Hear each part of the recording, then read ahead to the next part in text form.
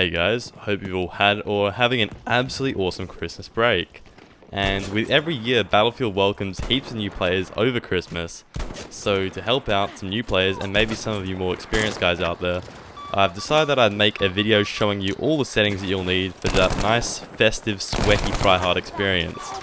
Coming soon, there's going to be guides on each class as well, showing all the weapons, playstyles, different kinds of stuff on every single class, so stay tuned for that. I've been having way more fun on foot lately compared to planes, but I think I will get another plane one out there soon, so again, if you're interested in more plane stuff, of course that's going to be coming. So getting into this video, I'm going to say right away that these settings are purely for visibility and performance, more on the visibility side of things. I really don't care how my game looks, and I purely seek an advantage in game. There's going to be tweaks in the menu along with outside of the game, so be sure to stick around. I guarantee you'll learn something. However, in saying that, I will tell you guys what settings you can turn up if you want to, but there's some that you're just going to want to keep off no matter what. Anyways, we're going to start with the menu here. Alright guys, so we're here in the menu of Battlefield 5, and I'm going to show you guys all the settings I use to kind of maximize my performance while playing this game. So we're going to start with the graphics settings, of course. I'll show you guys what you want to see early. So here we go. We've got these graphic settings. I play on 240Hz. Monitors are very important. I'll review my monitor soon because I think it's such a good purchase. So you want to be on at least 144Hz, but 240Hz is nice too. You want to run full screen because it decreases your input lag, and this just lets you choose which monitor you're using, so this is my main one. Brightness is basically, it doesn't really matter as long as you can see people in the dark. I have mine default on 50%, but my monitor brightness is about 100%. It doesn't really matter that much. Just use what you want to use to help you spot people. Some people run at max, some people run at 50%. A lot of people do actually. 50% is the default. FOV as well is a real preference setting. If you make it lower, you can kind of see enemy players a bit closer. You might not miss as many targets, but if you run it higher, then you're going to get a better field of view, obviously. You're going to have better awareness, and especially when you run ADS FOV, it's nice to have a nice wide FOV in my opinion, so you can kind of see around you while you're scoped in. So for my vehicle FOV, I have this maxed out. I don't see why you wouldn't have it maxed out since it's only affecting third person. So you may as well just max that one out. I'd really recommend that one. AES FOV, total preference. Motion blur is on 1% due to my config file. I'll explain that very soon. And depth of field effects obviously going to be off. These are some custom color settings I have. They're just slightly more vibrant than the default ones, so people stand out a bit more. Like you'll see the red markers a bit easier, and you'll see your blue markers a bit easier, and your squad, it just looks nicer. That's basically all I'm going for here. And obviously this is Firestorm stuff, which I don't really play. You want all these film effects off as well. That's very important. And coming into the advanced settings, I have DX12 off. That's preference. Obviously with my config file, a lot of people can't run it, but some people can apparently. Just keep DX12 off, and then if you're not running the config file, then you can turn it on and experiment with it. HDR's off. Res scale at 100%. I've heard some people like to run anti-aliasing on still, which I don't use, and then run it higher. I don't like that. Your frame limiter is actually changed in my config file, but it's set to 200 here for some reason. Future frame rendering is very important. Basically what it will do is if your graphics card is working as hard as it can, or no, sorry, if your CPU is maxed out, it will allow your graphics card to work harder by giving it more frames to render ahead of time. It's very important. Just turn it on unless you have an absolutely ridiculous PC. I have a R9 3900X and a GTX 1070. Obviously 1070 is kind of weak, but I still run this on, and I've just altered the amount of pre-render frames down from 3 to 2 in my config file, which I'll again show you guys later, so stay tuned for that. Very important part. And VSync obviously off. You can run VSync, G-Sync, and frame cap apparently if you have a G-Sync monitor, and that decreases the input lag slightly or something like that. Watch Battle Nonsense's video on it. I don't know the exact specifics, but VSync isn't always a bad thing, obviously, if you're going to use it with G-Sync. That's basically all I'm going to say, but for me, I have it off. GPU memory restriction off as well. HUD scaling 50% doesn't really affect performance, and then everything is low.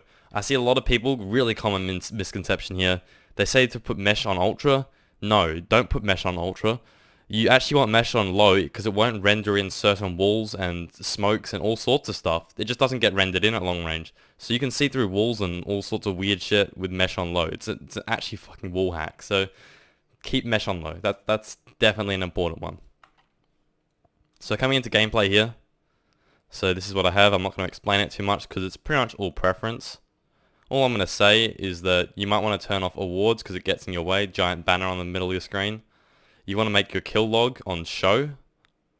you want to make your kill log filter all, and you want the weapon, it needs to be the name, so you can actually see what weapon it's called instead of just seeing the icon. It makes it a bit hard. So the kill log stuff, copy that down. You can also run name plus icon, but I think it just gets a bit cluttered, so I just keep it on name. And here's my crosshair settings.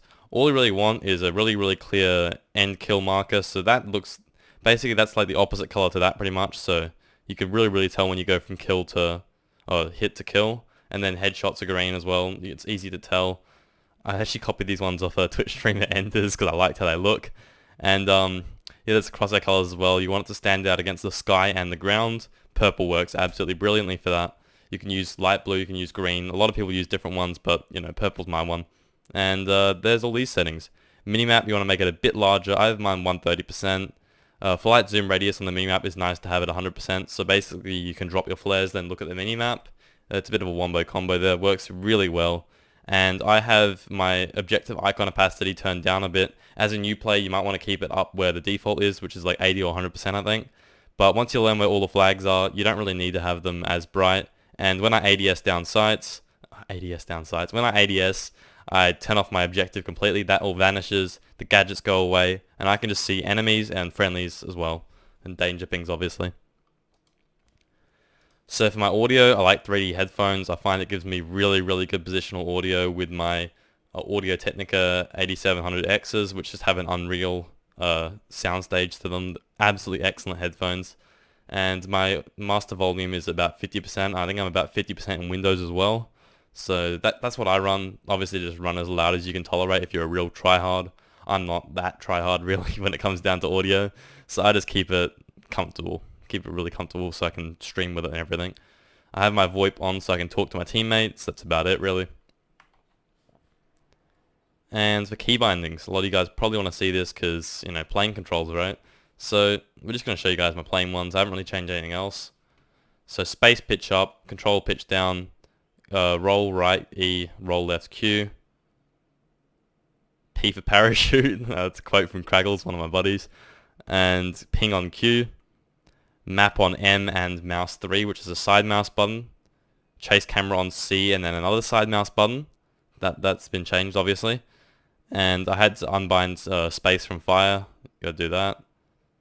And I think that's about it. I haven't really changed too much with the planes. It's pretty straightforward. Oh yeah, my sensitivities. I'll just show you guys that. So 7%, 7%. That doesn't really matter. Vehicle stick, you needed that above 20%. I just cranked mine all the way up. 12% for vehicles. And advanced. Got uniform soldier aiming at 0% coefficient. It's a weird misconception. If you want true FOV scaling, you can put it to 0%. If you want what CSGO has, which is a slightly altered version of it, you put it to 133%. It's the most debated thing in Battlefield sensitivity, I think, USA. So if you want default, just run at 133. If you're running a QHD monitor, whatever it's called, the one that's 1440p, apparently you can put it to 177. I think Enders said that. He's a really good player. So maybe take his word for that.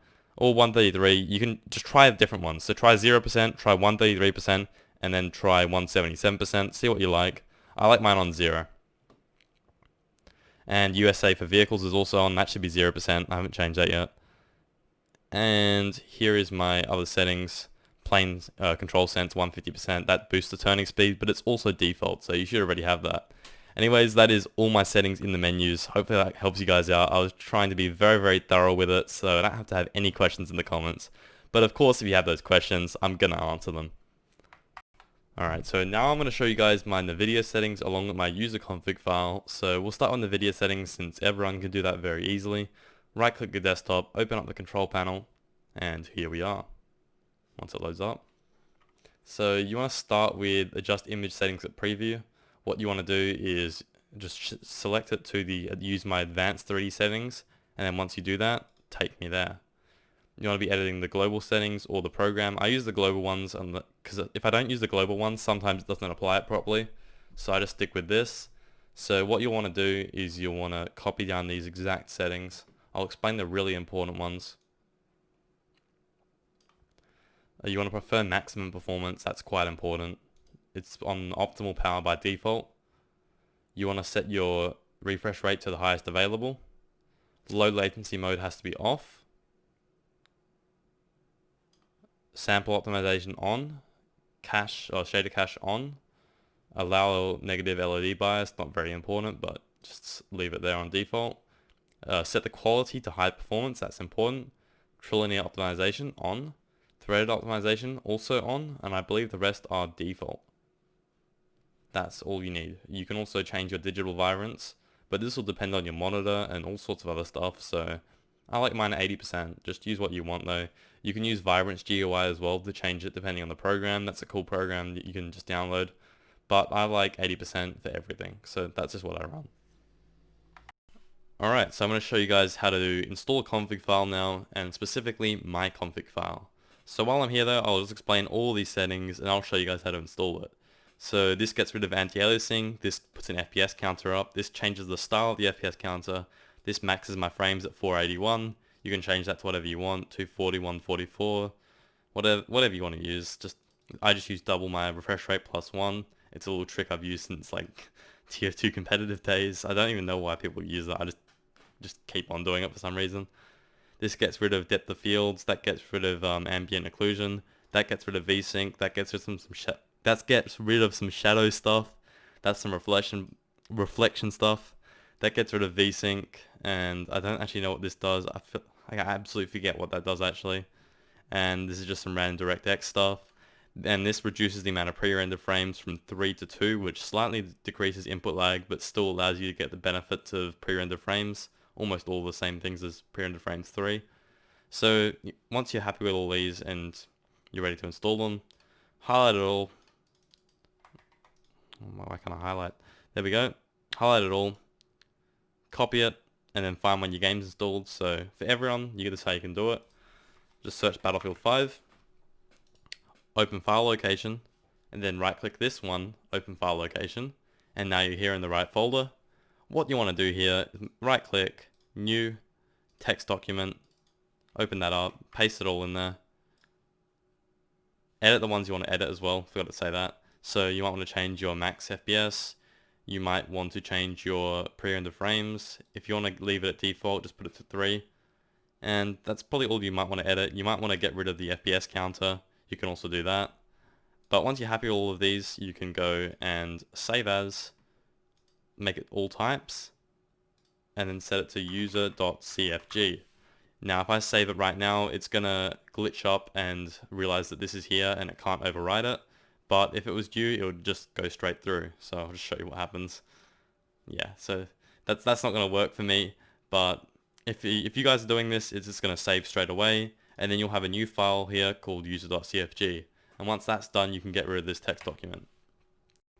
So one last thing I forgot to mention, I'm just going to show you guys real quick, is game mode. So a lot of you guys might know about the changing your process priority on different applications to high.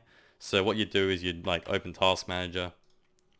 You could go to details and like find something like Premiere and you change it to high. And basically what game mode's going to do, and you enable it by doing this. You just turn it on here. So what game mode does is it will just automatically manage the processes while you're playing a game. So it will notice that I'm in full screen playing Battlefield, and it'll be like, okay, you're playing Battlefield here. Your CPU has to do more work for that game, so let's give it a bit more power. So you want to just keep that setting on. It's actually a cool feature by Windows, and it will give you a bit more frames in some certain situations. Anyways, that should be it for now. I hope you guys all enjoyed, and I hope you all learned something more than anything. If you learned anything in this video, let me know what you learned in the comments if you want. I'd be interested to hear what you guys knew and what you don't know. And if you enjoyed the video, make sure to leave a like. And obviously, if you hated the video and you don't want to hear my voice anymore, you can leave a dislike as well. It's all good with me, really. Anyways, hope you guys are having a great Christmas break. Have a happy new year, and I'll catch you all on the next one. Peace.